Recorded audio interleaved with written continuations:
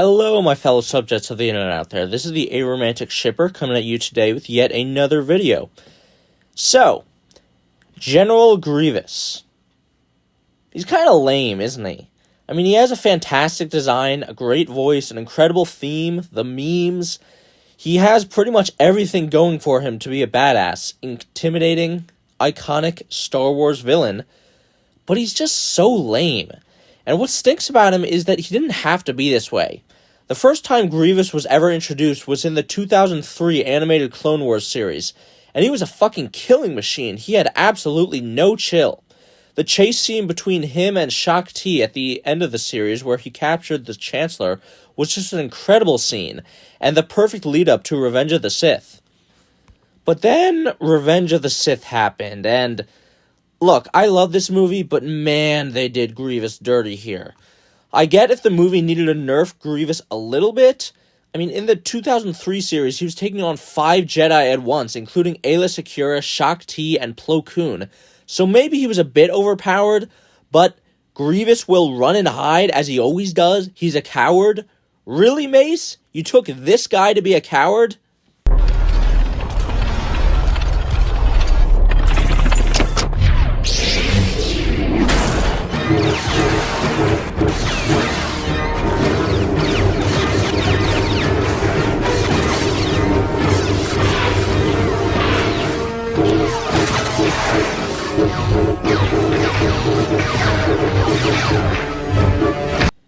But yeah, in the movie, Grievous is very different than in the 2003 series. He is a coward. He runs away when he is confronted by Anakin and Obi-Wan, and then after he acts all macho, challenging Obi-Wan to a one-on-one fight later on, he runs away again. It's such a disappointment. Grievous didn't have to be a super complex villain in Revenge of the Sith, but he could have been a Darth Maul 2.0, a super efficient, intimidating villain that is able to become iconic just on his cool factor alone. Now, the 2008 Clone Wars series is known for adding a lot of depth to characters that didn't get any in the prequels, so that series would have been a great opportunity to give Grievous some more redemption. I mean, the 2008 Clone Wars series made Darth Maul, who was already a fan favorite, one of the best characters in Star Wars, and he was fucking dead. But unfortunately, Grievous got no such treatment. There were a few times where it seemed like Grievous was close to reaching his full potential, like with his massacre of the Night Sisters of Dathomir, but even that was undercut by him losing against Asajj Ventress beforehand. For the most part, Grievous is even worse in the 2008 series than he is in Revenge of the Sith. He mostly just comes off as a monster of the week, losing fights constantly, even against the fucking Gungans. But that begs the question, how could Grievous have been salvaged? Well, that is the question I am going to try to answer today. The 2003 Clone Wars series obviously isn't canon anymore, so I am just going to be dealing with the prequel movies and the 2008 Clone Wars series, and making changes where I can so that Grievous reaches the full potential we all know he was made for. So first of all, we have to talk about Attack of the Clones. The 2008 Clone Wars series never really gives Grievous any kind of backstory, he's just kind of there.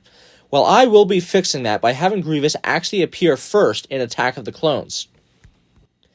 In Attack of the Clones, Grievous is not yet in his cyborg form. He is a fully fleshed, 2-armed Kaleesh warrior who is the major general of the Separatist forces on Geonosis. In Attack of the Clones, there is a deleted scene where Padme and Anakin are put on trial by the Separatists after they are captured. I would add that scene back in and have Grievous be there at the trial. Grievous tells Anakin and Padme that the Republic is nothing but an evil empire that treats Outer Rim planets like colonies, and remarks on how his own home planet was exploited by the Republic. When his people, the Kaleesh, were being invaded by the colonial Huk, they fought back and pushed them out, but the Huk called on the Republic for help, and the Republic sent out the Jedi to intervene in the conflict. Grievous saw many of his own comrades slain by the Jedi, and after the conclusion of the war, Kaleesh was punished with hefty fines and embargoes, with hundreds of thousands starving to death. That was when Grievous knew that the Jedi were not the guardians of peace and justice, they were only the Republic's lapdogs, and he would dedicate the rest of his life to seeing their destruction. We see General Grievous commanding the Separatist army on Geonosis after the Attack of the Clones, but his ship is ultimately gunned down, and he is presumed dead. But of course, he lives and shows back up later in his cyborg form. Anyway, that's it for Attack the Clones. Now for the Clone Wars animated series. One of the things that kind of bothered me about the 2008 Clone Wars series was how characters like Asajj Ventress and General Grievous never really got an introduction and just kind of appeared in the story as if they had always been there. I mean, they had been previously established in the 2003 Clone Wars series, but the 2008 Clone Wars series doesn't really follow the same events of that show. So I feel as though it should have given Grievous and Ventress actual introduction episodes. And I would actually introduce Grievous in a different way than he was introduced in 2003, as a towering, unstoppable figure. While that was obviously an incredibly badass depiction, I think it would be more compelling to show Grievous developing as a fighter over time, showing how he got to the monster he becomes. So, in my rewrite, the first episode Grievous appears in would be the Lair of Grievous, or in this version, the Lair of Heroes, because the fact that it's Grievous's lair is supposed to be a secret. Grievous hasn't appeared in the war yet, and the Republic still believes he died on Geonosis, so Dooku wants to test his new toy by having the Jedi and clones ambush him in his lair. The episode largely plays out like it did in the original, with Grievous managing to kill the Padawan, but Master Kit Fisto escaping. It shows that Grievous is dangerous, but at the same time there is still a lot of room for improvement, as Dooku says. Over the course of the series, we see General Grievous training with Count Dooku, like he did in the 2003 series, and becoming more skilled and powerful over time. And the series absolutely needs to show General Grievous actually killing a lot of Jedi, because in the original 2008 series, Grievous literally only kills one. Yeah, that Padawan Grievous kills in the episode Grievous's Lair is the only Jedi we ever see Grievous kill in the entire 7-season series. I'm serious. If the writers actually want the audience to be afraid of Grievous, they need to show, not tell, why he is the galaxy's greatest Jedi killer. And then we get to the Gungans. Unlike in the original show, where General Grievous faces off against the Gungan army and kills only one of them before getting captured, in this alternate version, it's a massacre. Grievous kills scores of Gungans, with seemingly no one able to stop him. Until, that is, an unlikely hero steps up to face him.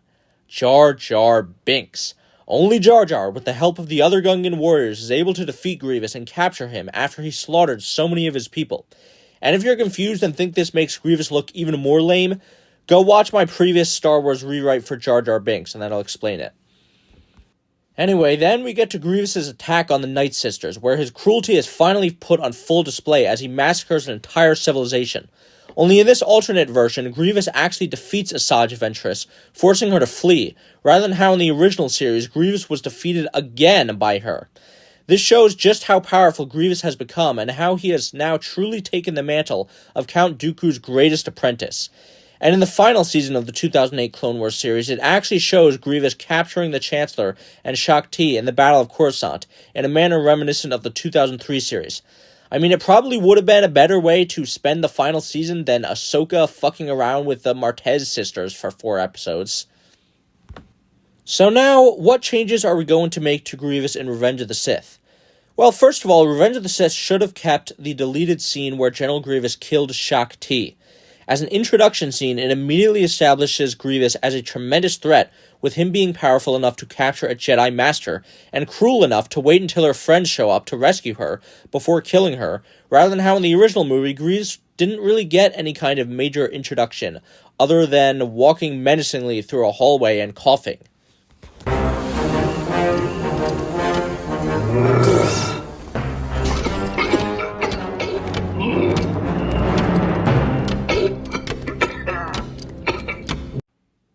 Grievous killing Shaak Ti in front of Anakin and Obi-Wan is also just such a power move, as if to say, yeah, I don't need leverage, I can take both of you on fair and square. Just like in the original deleted scene, Anakin and Obi-Wan are the ones who run away from Grievous in order to find the Chancellor. But after rescuing the Chancellor from Dooku, they then get captured like in the original movie and taken to the command deck of the ship where they meet Grievous again. Now here, instead of Grievous smashing the window with the electrostaff so that he can escape, he doesn't.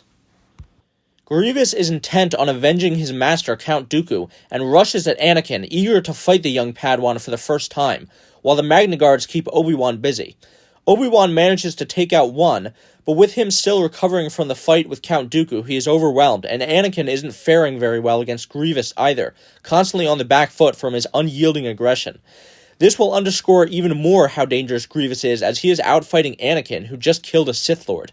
In desperation, Obi-Wan takes up the Electrostaff and chucks it at the window, causing the glass to break, and Grievous to fly out of there, unlike how in the original, Grievous threw the Electrostaff, so he could escape.